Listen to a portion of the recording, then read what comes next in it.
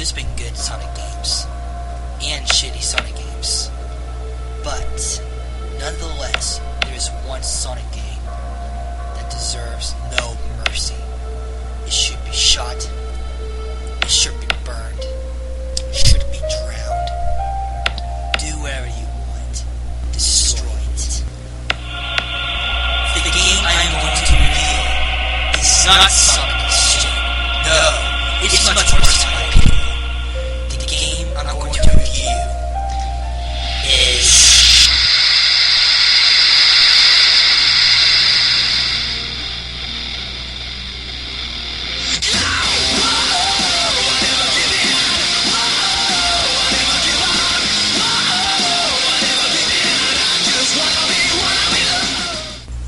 After the release of Sonic Next Gen, also known as Sonic 2006, this game has come to be one of the worst Sonic games of all time, along with critics saying that Sonic Labyrinth sucks, and Sonic Spinball, and who could forget Sonic R.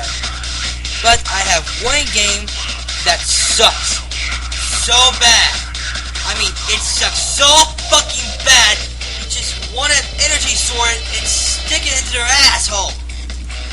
Sorry for the outburst, but seriously, what made this game so bad is actually a remake of a great classic from the Sega Genesis, Sonic the Hedgehog. Let me give you a past overview of the Sega Genesis original. In Sonic the Hedgehog for the Sega Genesis, Sonic has to stop Dr. Eggman from collecting 6 of the Chaos Emeralds to rule South Island, in which, well, that's where Sonic is.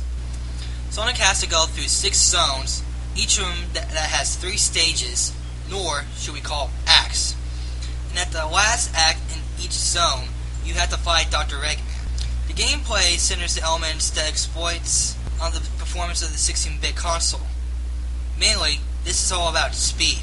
All Sonic can do is run, jump, and roll at a great high speed in most platforms of the time. This was very unique at the time, and it was very innovative and enjoyable. To get the Chaos Emerald, you have to get 50 rings on each act. Once you do so, go to the end and jump on the giant ring. No! Once you do so, you have to get the Chaos Emerald and go through this bonus stage. Once you get the Chaos Emerald, you move on to the next act. However, you can't do the bonus stage on the 3rd act on each zone. If you get all the Chaos Emeralds, you'll get the true ending. But if you don't get them all, you probably won't get the true ending, really. This game is also memorable for its music library, such as the Green Hell Zone theme and the Robotnik Boss theme. Originally, Sonic was supposed to be, I believe it's a rabbit, if I'm correct.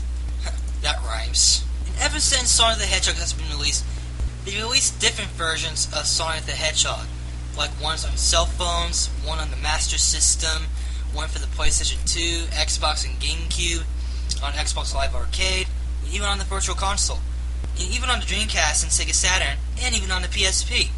But the Game Boy Advance version, I will say this right now, stay the hell away from it! It is horrible! Do you want to know why this game is so bad? This port of to the GBA, why is it so bad? This review will explain everything!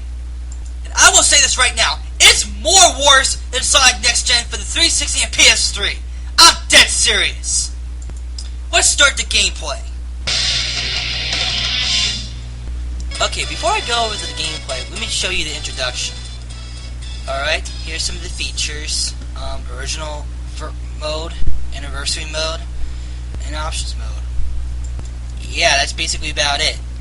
The only difference between anniversary mode and original mode is just the spin dash. And guess what? That's all they did! And it's not really much in an anniversary mode, really. I mean, shouldn't the anniversary mode have more content?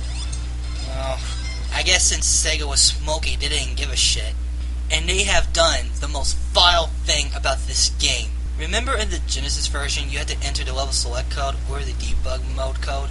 And how awesome it was to go through level select, listen to the sound, and go all around the levels by using debug?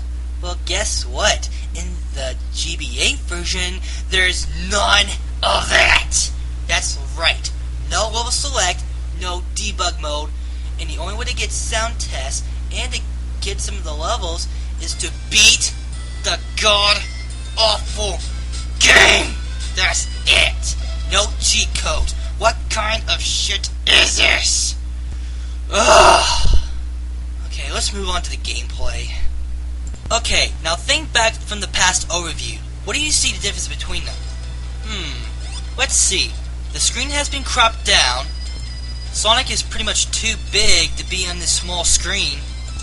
Plus, this game has so many fucking glitches! You wanna know how many glitches there are? I'll show you.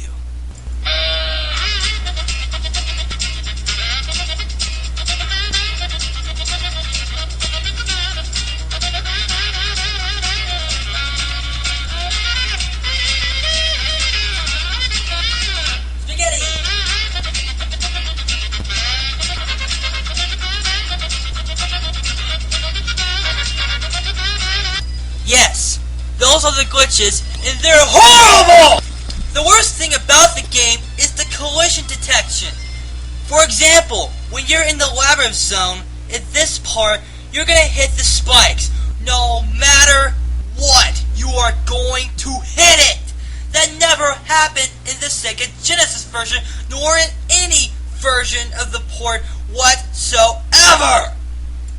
Plus, when you let go of the D-pad, he's still running! I swear! He still runs without the use of the D-pad! I'm serious! What kind of gameplay physics is this?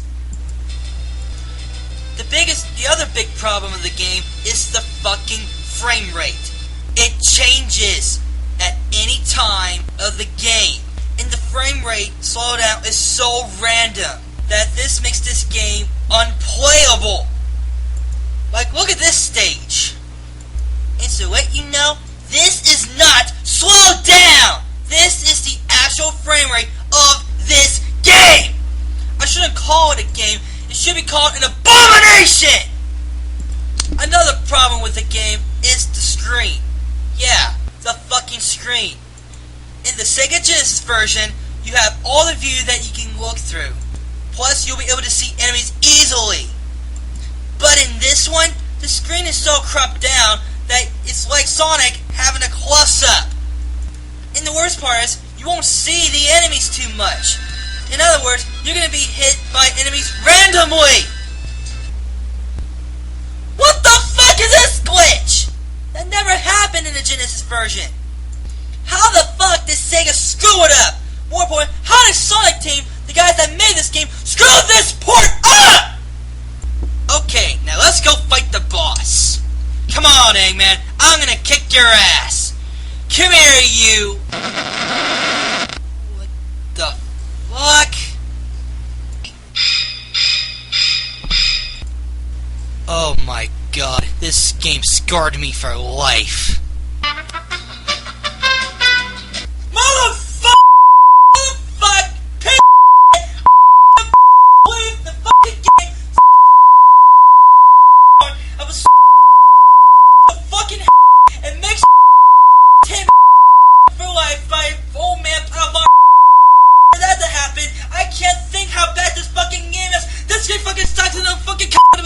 It makes this game so horrible.